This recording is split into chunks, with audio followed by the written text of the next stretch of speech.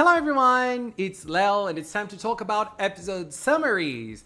In this video we're going to check out what's going to happen in wonderful PreCure in the month of February. We have the episode summaries for episodes 2, 3, and 4, which covers this month. And we also have the episode title for episode 5. Very, very exciting, right? So let's check out the summaries and then we'll talk more about each of the episodes. Episode 2 is called Let's All Be Friends, Cure Friendly.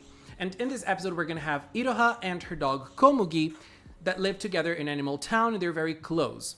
Iroha is shocked when Komugi takes on human form. Furthermore, the mysterious creature named Garu Garu that suddenly appeared in Animal Town became a sheep named Mei and started talking to her. Girl, I am so sorry, but this is one of the best names for a mascot, a fairy we have ever had. I am already loving Mei so much.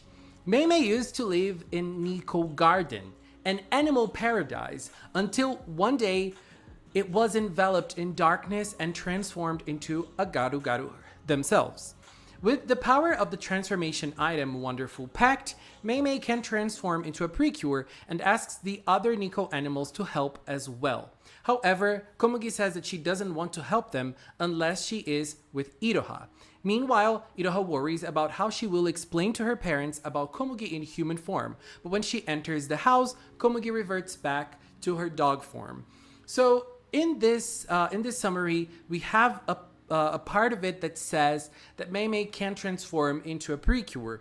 What I believe that this means is that Mei knows that the Wonderful Pact can transform someone into a PreCure, and they talk about it to both Komugi and Iroha, but it seems that Komugi does not want to be a cure by herself. She wants to do it if Iroha is also going to do it. So this is probably going to trigger the effect of and the birth of Cure Friendly, and they're both going to be cures. And obviously we already know the Cure Friendly is already going to turn into a cure in episode 2. Another interesting thing is the fact that when they arrive at Iroha's house, Komugi will revert back into a dog. So if we were wondering if Komugi would transition between her forms, and yes, that is going to happen. She can become a dog, she can become a human, probably when she wants to. I don't know. I feel like this is going to create some funny and interesting situations for this season. And I wonder what is going to happen in the relationship of both of them, and what is going to trigger Iroha's transformation in episode 2. I am super curious, and Mei is already a legend in my opinion. I already love Mei. Now let's talk about episode 3 that is called Don't Say It.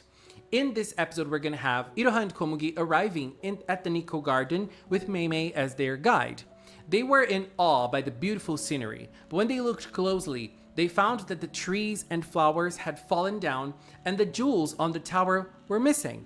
It seems that many Niko animals and Niko-sama, the creator of Niko Garden, went missing, as when the Niko Garden was surrounded by darkness. Once again, Mei asks for help to save the Niko animals. However, Iroha doesn't know how to help them, and she wants to talk to her classmate Toyama Satoru, but she has to keep the Niko Garden and PreCure a secret. When Iroha and the others came home, Satoru was waiting for them. On his way home, Satoru found a mysterious black egg in the woods. So in episode 3, I feel like we're gonna learn lots of interesting things. The first one is the fact that they're gonna go to Niko Garden. We're gonna see Niko Garden up close. And I feel like this is a way of this season already, like boost our interest and pique our interest for the lore and the story. And I am already loving it. And we're also gonna have the fact that they have to keep their PreCure identity a secret, but Satoru will probably discover that they are cures in this episode. Judging by the summary, when we have Satoru arriving at Iroha's house holding an egg, we already know that a monster will attack.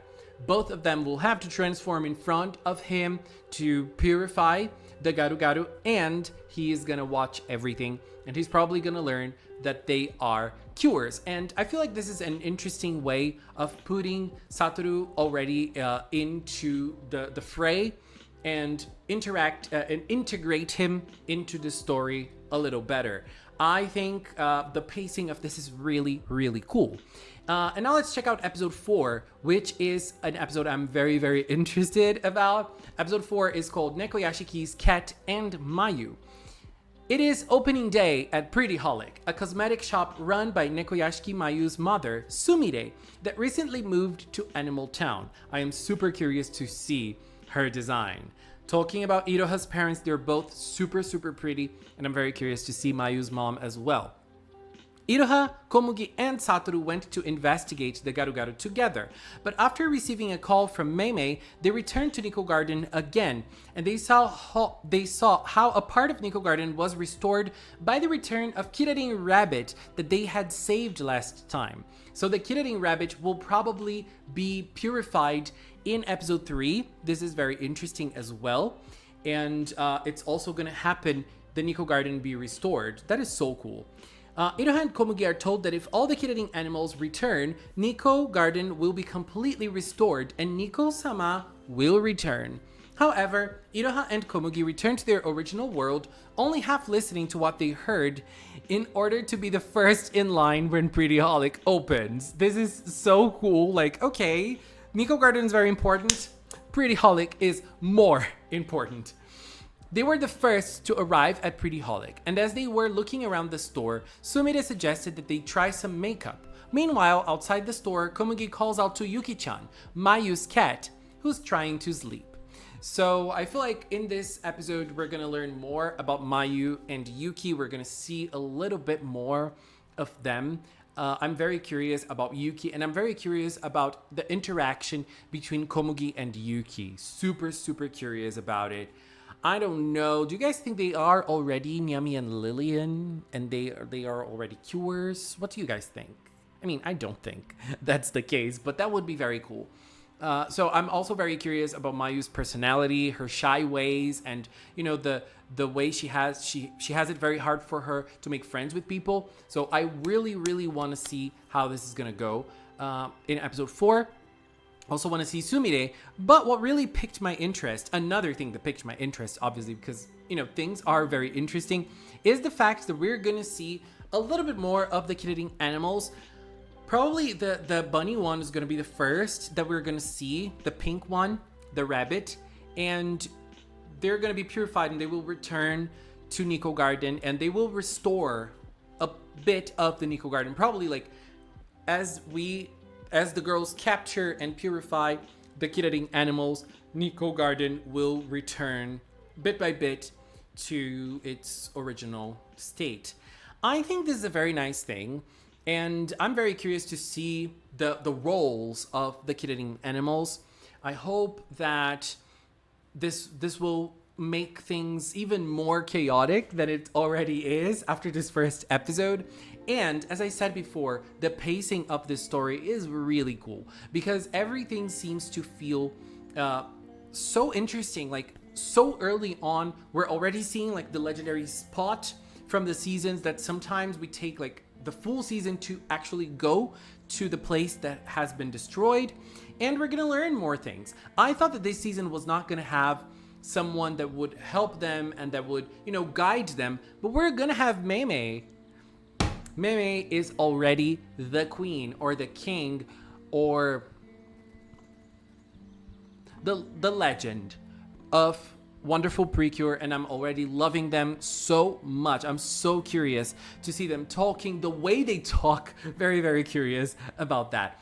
And we also have the episode title for episode 5, which is the first episode from May. And the title is Connected Bond, Friendly Tact. So it's clear that in this episode, the first episode of May, we are going to see both Cure Wonderful and Cure Friendly receive a new power, or their first power maybe, because they are going to get the Friendly Tact, which is the weapon of the season. I'm very curious for this as well. I want to see how it's going to go and why they will need a weapon to perform an attack. since in episode 1, Cure Wonderful was able to purify the Garu Garu with her hug, with her emotions. What is going to change? Why will they need something else? Why will they need to have the friendly tact? Something has to change in the eggs or by the villain side of this show. I hope that we see something new, baby. I mean, the show just started. Why am I wishing for this? But I feel like February is going to be a very interesting month. And again, I don't think Mei Mei will transform into a PreCure. I think they were talking about like, okay, the Wonderful Pact can transform people, can transform into PreCure, not Mei Mei specifically. Can transform people into PreCure. But if Mei Mei turned out to be a cure, girl, I would love to see that. Bring it on. Bring Mei Mei. Bring Mei Mei's cure form, please. I'm pretty sure artists are gonna do that, and I'm excited. Excited to see it. Anyways, babies, this is it for now. What are you excited for in February or March? When do you think Cure Nyami and Cure Lillian are going to debut in Wonderful PreCure? I'm also very curious for this. Anyways, this is it for now. I want to take this little time to thank the members of the Magical Cinnamon channel. If you are a member, thank you very much for your support. And if you've watched up until now, thanks so much as well. Thanks so much for watching, and until next time, bye bye!